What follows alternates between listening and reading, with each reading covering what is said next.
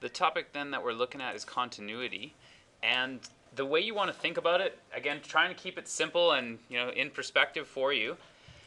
The way you think of a function is continuous, really simple. You can trace your finger across without having to pick it up.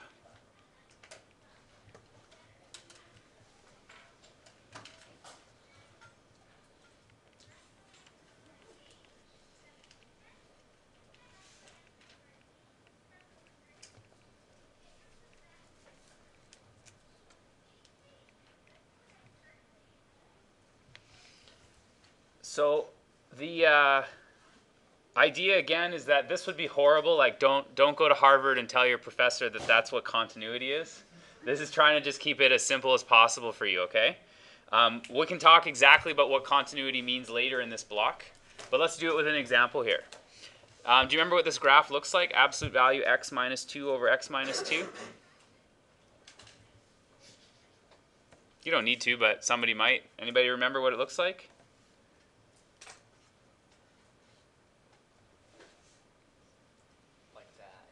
Yeah, it looks like that.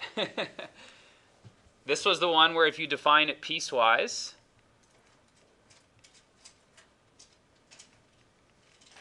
it's going to be x minus 2 over x minus 2, which is just 1, as long as x minus 2 is greater than 0. And of course, we would write that as x greater than 2.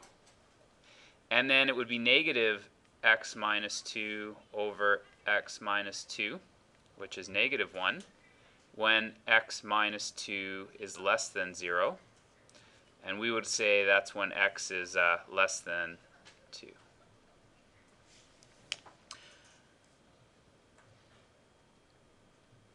I can promise you that piecewise graphs are something that you need to be familiar with. So please have a little discussion with me if you need to on piecewise graphs, but they are not going anywhere anytime soon.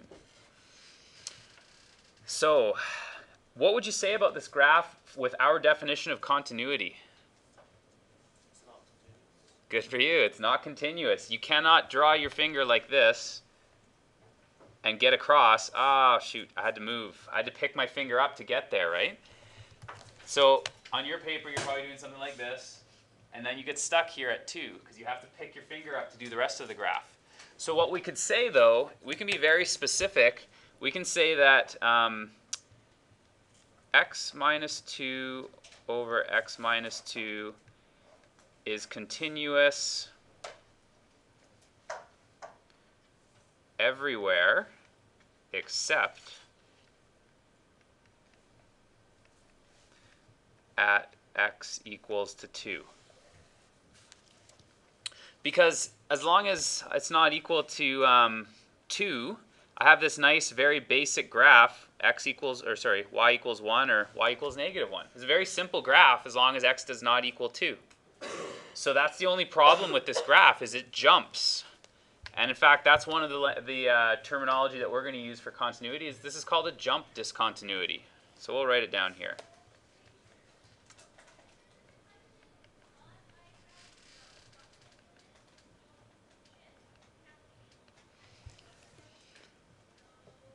So now we want to be able to describe continuity in a little more detail. And to do that, we need a new notation. One which I'll probably have to zoom in here so you can see it. Well, this is the funny thing, is things tend to disappear when I do this. Let's try 180. There they are. Okay, so here's the new thing. If it may be harder for you to see, you don't need to illustrate it like this in your notes, but I'm just trying to highlight to you that there is a plus sign and there is a minus sign in my notes now, which was not there when we talked about limits before. So when you have a minus sign there, that's our way of saying a little bit less. And a little bit less is on the left side. So this means the limit as x approaches 2 from the left.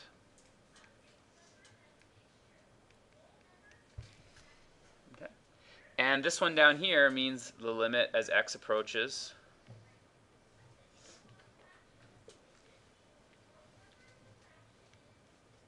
2 from the right.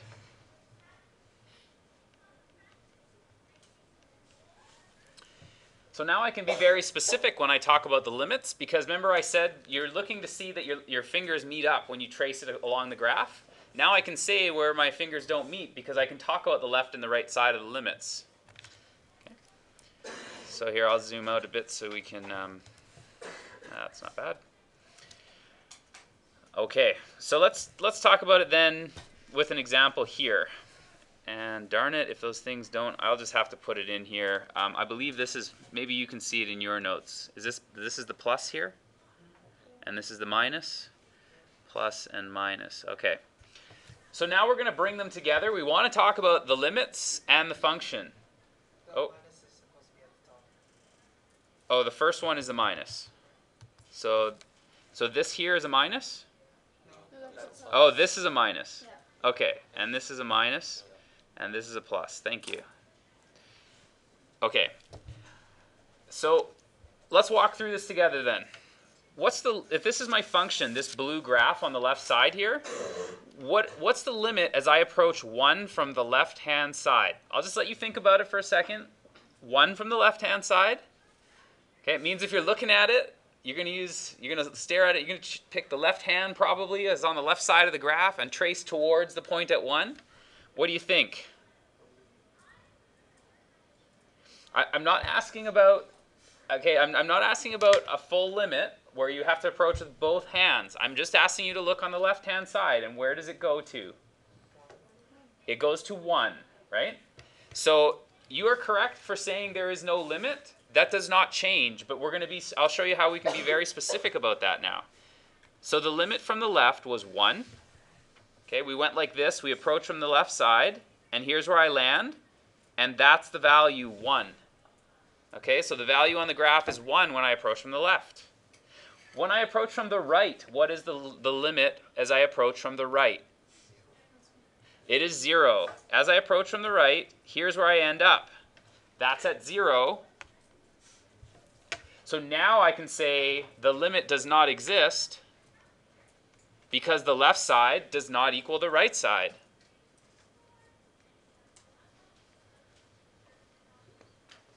What's the value of the function here? The blue function, what would you call the blue function at 1? Is the function defined? Can you tell me what f of 1 is?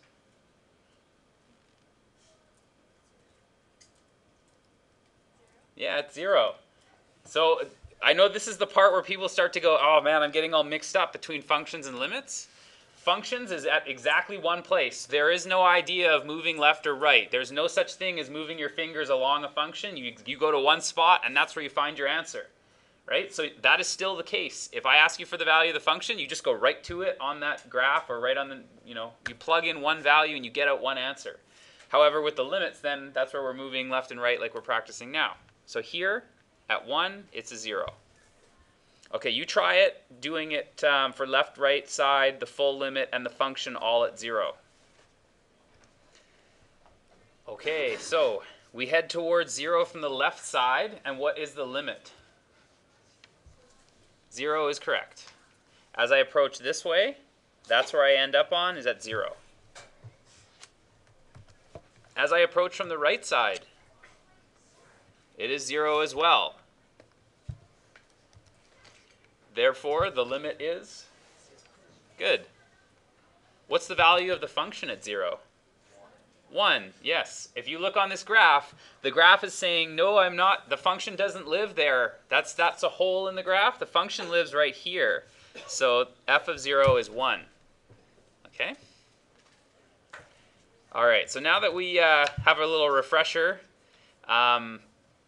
let's talk about how we can define continuity in a more exact way. So in order to be considered continuous, there's a few things that have to happen.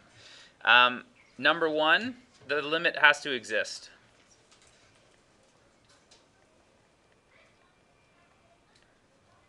Number 2, the function has to exist, or a function has to be defined, we'll say.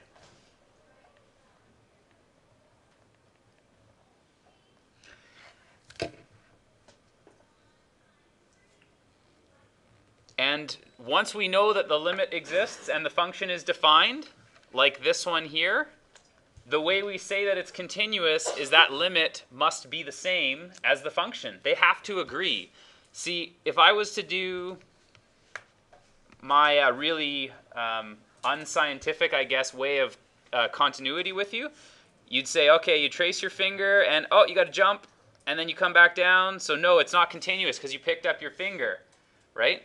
But that's one way of saying, well, the limit sent me here, but the function sent me up there. So the limit and the function aren't the same, right? The other one was when we were approaching like this, and we said, well, the limit does not exist. There's a gap in the two.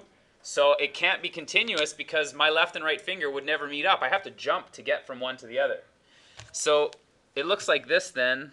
The limit as x goes to c of f of x is equal to f of c. Which, again, all it means is the limit is the same as the function.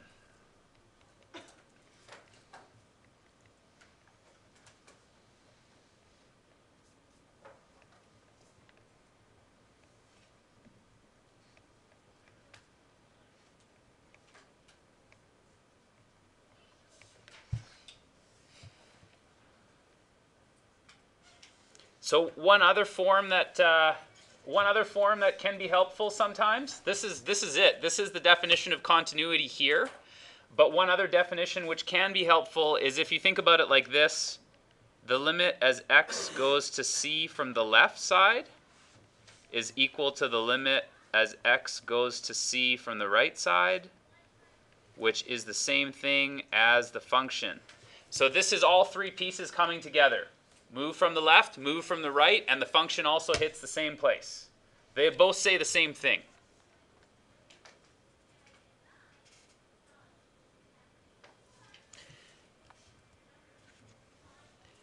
So just to be clear then about what the expectations of continuity are, if I give you an open interval, do you guys remember what those round brackets mean? What do the round brackets mean?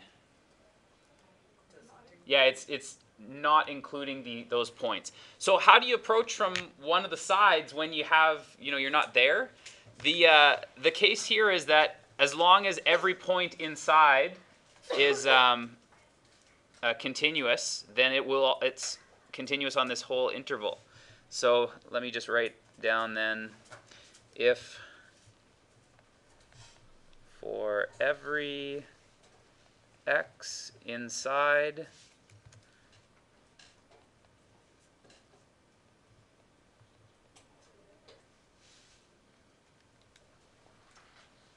actually, I better pick C. I'm going to just change that to a C. That's the letter we've been using so far today.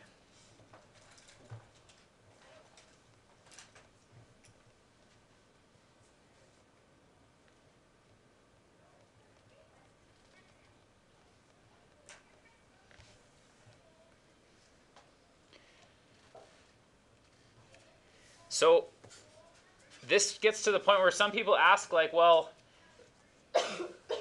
what about the tangent function? There's a giant asymptote there. Is tangent continuous even though there's an asymptote? Well, it depends where you ask me to look, right? It's not continuous if I make you walk across the asymptote, but if I tell you that you're allowed to be anywhere between them, even though it's going from negative infinity to positive infinity, it's continuous everywhere in that range where I've defined it. So I'm not letting you touch the asymptotes. That's why I'm giving you an open interval. It's continuous everywhere inside that interval then. It's a nice smooth graph. Okay, the only difference to the closed graph is that you just have to take a look at one piece. So if I'm looking at the closed point for A, sometimes it's kind of hard to think of this in an abstract way, but this would be A, and this would be B. So in addition to what we've already said, for every point, the limit is equal to the function. The only condition is that as I approach from the right-hand side, I land on A. So we just modify it. It's not... So as I approach C from the right-hand side, f of... sorry, That's A, that's not C. It's equal to f of A. You don't have to go to both sides because I'm not asking you to talk about the graph on the left side. It doesn't live or exist from the way we've defined it. It's not there. So what do you think has to be true about B? Yeah, I have to approach from the left side this time and make sure that where I land is the same as what the function says. So this time it would be the limit as x, the limit, my pen is sticking. There we go.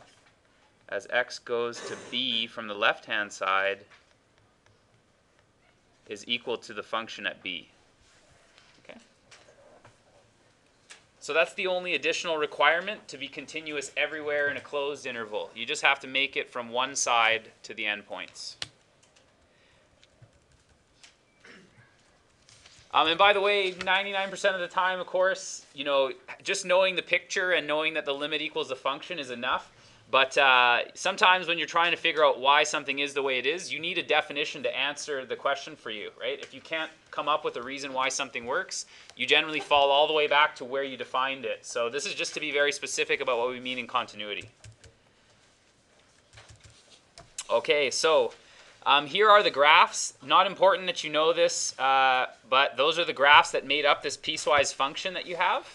So what I would like you to do is look at the limits, look at the function, and I would like you and your neighbor to figure out whether or not these things are continuous at x equals 1 and x equals negative 1. Here. The function at 1, what's the function's value? Good. So here's the function's value at 1 right there, and it says it's 1. If I approach from the right side of 1, then what's the value? 2. So here I'm approaching, and then, yep, I hit 2. And as I approach from the left side, yep, same thing. So does the limit exist? I mean, yeah. Yes. Yeah. Yes, the limit exists, and the function exists, or is defined. So limit exists, function's defined. Is it continuous? Oh, because they don't agree, it's not continuous. What about at negative 1? What's the value of the function? 0. Good. And if I approach from the right side, is there a right side to approach from? Here? Really? Oh, God, I'm sorry. Yes, you are correct. There is a right side, and it's 0. All right. Is there a left side to approach from? No. Yeah, so this one's not applicable to us, right? We're not worried about it. This is the part in continuity here. It's only necessary to approach from the one side. So the limit exists. Yes, it does. It's 0. And the function is 0. So here it is continuous.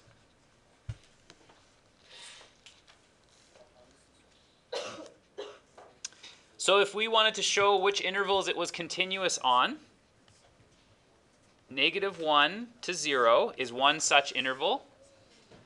Can anybody give me the next interval it's continuous on?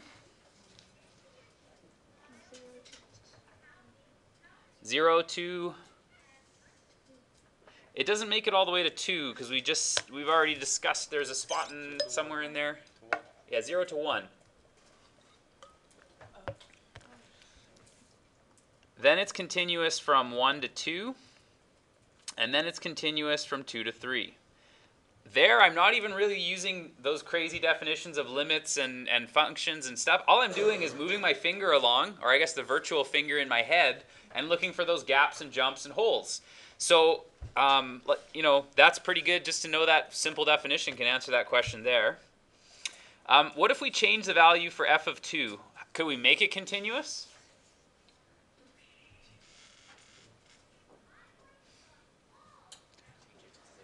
If we change it to 0, here's what would happen, and I'll even try and use the right color.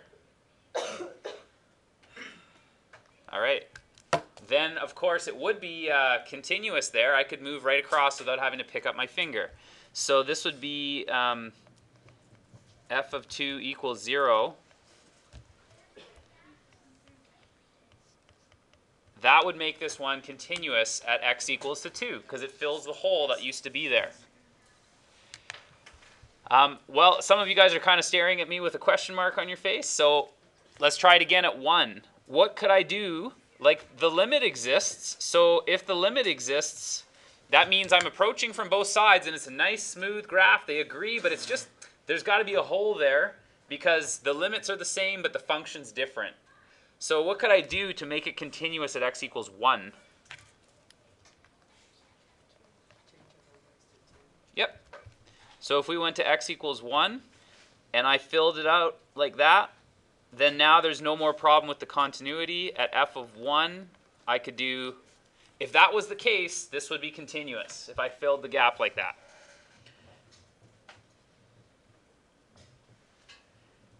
Is it possible to remove the discontinuity at x equals 0?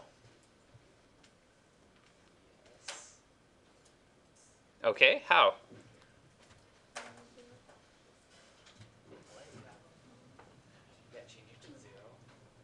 Well, so I put the value of the function here as a 0. It's still not continuous, though. There's still a jump being made.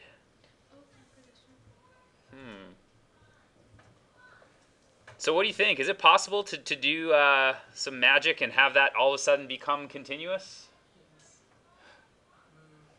Y equals x squared. Okay, so you're talking about shifting the whole graph up, right? Well, now we're actually changed the whole function. We haven't just see. Here's a difference that's subtle, but we haven't changed the function here. We've just added in the point, because there's no see, it's less than 2, greater than 2. I'm not stealing anyone's value at x equals 2, right? X equals 2 would be in here, and I would stick in the point 0 like we talked about. So in that sense, I'm not actually changing this function radically around. We call those ones removable when all it is a point that's misbehaving.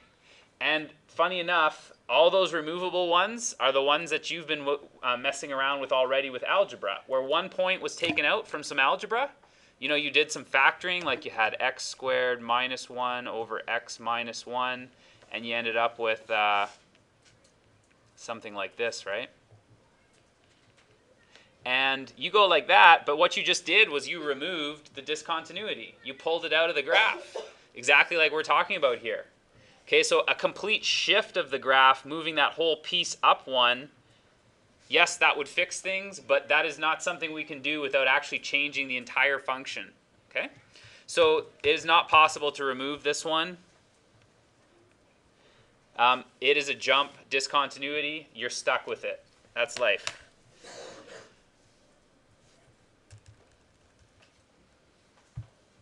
Okay, so let's take a look at a few limits here.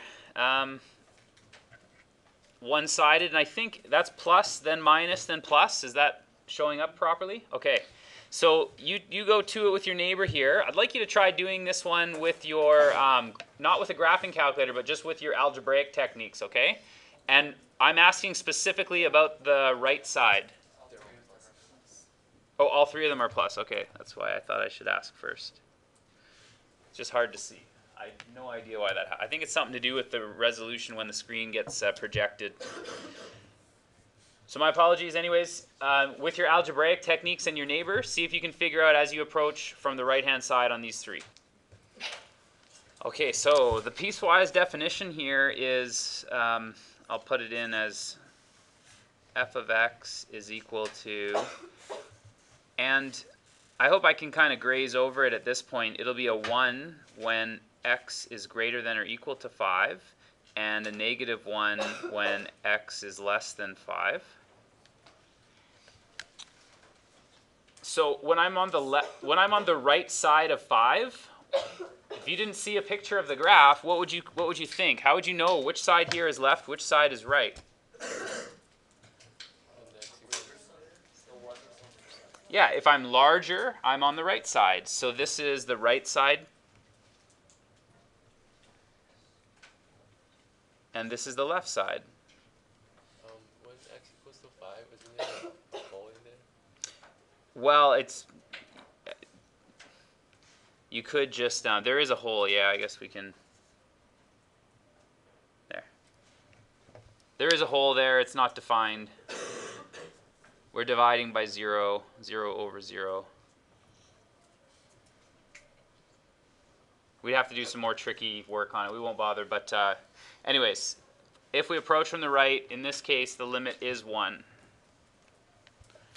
Okay, so in a piecewise graph, if you can see it algebraically, you should be able to pick out the pieces left and right algebraically as well. Okay, this one's going to be kind of tougher here.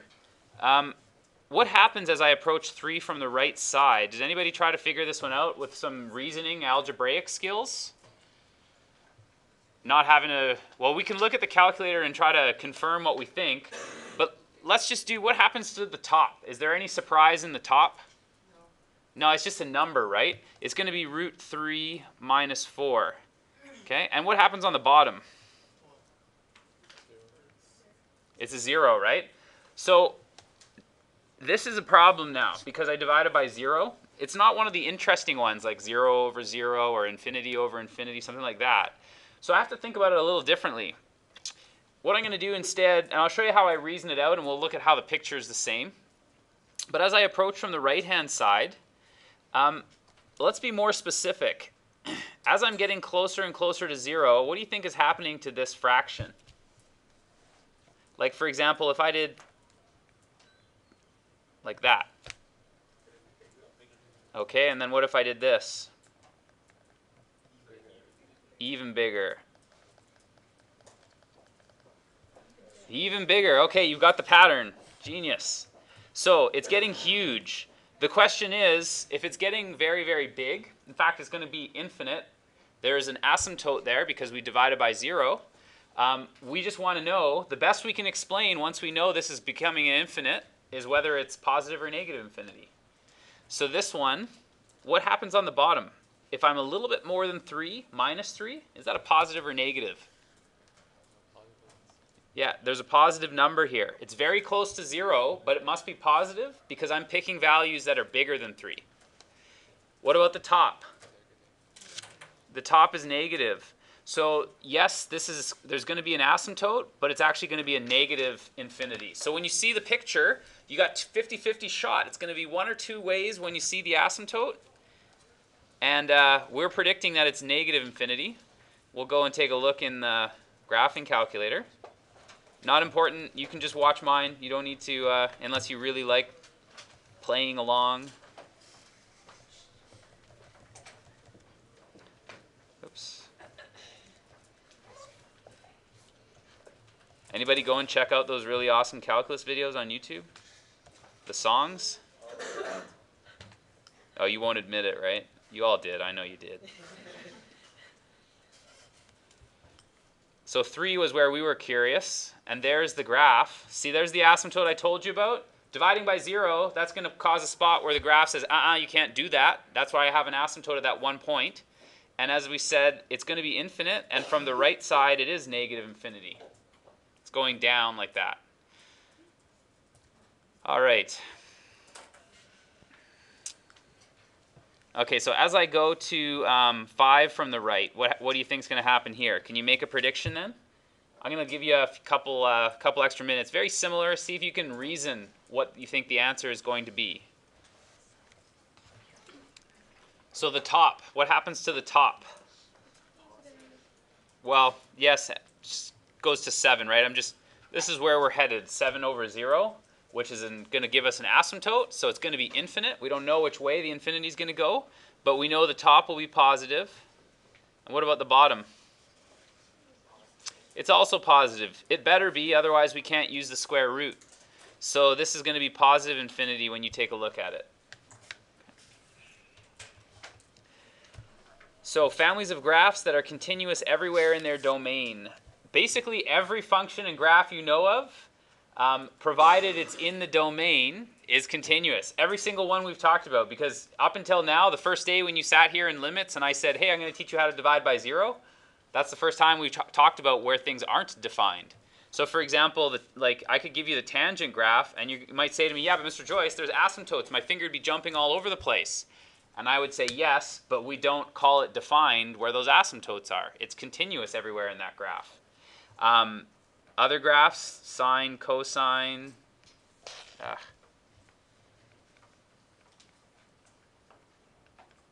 All polynomials.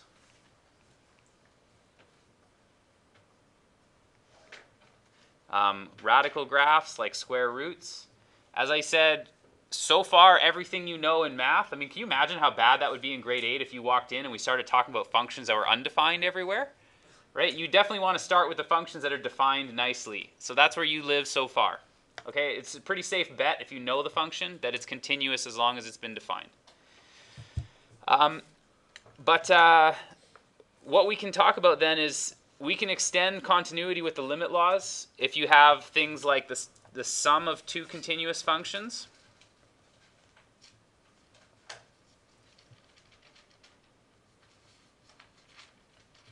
What do you think?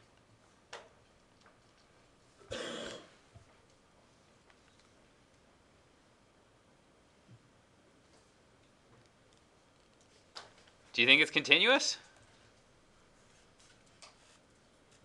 Are you you're all nervous because calculus is tricky, that there's going to be like a surprise answer? Okay, here's what, if they're both continuous, then I know that I have, so I'll call them f and g. So I'm going to say that f of c is equal to the limit as x goes to f like this. I know that's true for the first function, and I know that g of c is going to be the limit as x goes to c for the second function. And let's give it a name that we can talk about. I'll call this one L, and I'll call this one M. So everywhere on the new graph, which is f of x plus g of x, everywhere on the new graph, it's going to be just the same two properties put together. The sum of two limits, you add two limits, it's the limit of the sums, right? And f of c plus g of c, it's going to be the same. So this is the new limit, and this is the new function. They're still the same, right? Because adding them won't change any of the properties there. And the limit laws, you know that that's true. So anyway, as you know, maybe that's the complicated way of saying it, but adding them, subtracting them, all of the things that you can do with limits, that's how we define continuities, through limits. You can do the same thing and wind up with continuous functions. So adding, subtracting, multiplying, dividing. What's the one thing about dividing you have to be careful of? Yeah, you got to make sure you didn't now introduce a division by 0. But otherwise, you take two continuous functions and divide them, the result is still continuous as long as you didn't divide by 0. You take two continuous functions, multiply them, the result is still continuous. Okay, you can also compose two continuous functions and get a new function out of it as well. So for example, the square root graph is continuous, and this polynomial is continuous. So, oops, sorry, my elbow hit the, there. Square root of x is continuous.